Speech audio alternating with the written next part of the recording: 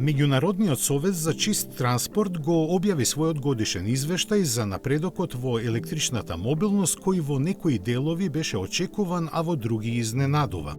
Она што беше очекувано е дека кинеските марки го презедоа приматот од германските, а она што изненадува е со колкава предност го сторија тоа. Според оценувањето на оваа непрофитна организација, која глобално стана позната по обелодувањето на Дизелгейт аферата, предводниците во електрификацијата останаа истите.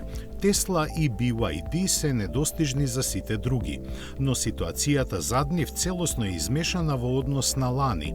Место BMW и Mercedes на третото и четвртото место сега се Geely и SAIC. Stellantis напредуваше и се најде зад нив, додека Volkswagen и Changan ги задржаа своите позиции. Значаен е напредокот на Chery, нешто помалку на General Motors, Great Wall и Ford, а Renault стагнираше.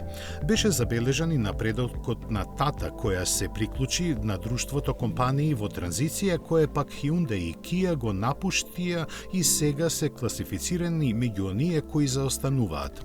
Ако забележавте, на оваа листа нема ниту еден јапонски производител, дури и пионерот во електрификацијата Nissan помина лошо. Тоа е така бидејќи Меѓународниот совет за чист транспорт ги оценува автопроизводителите според 10 критериуми поделени во 3 основни групи: доминацијата на пазарот, технолошките перформанси и стратешката визија. Вкупно се проценувани 21 светски производител на возила.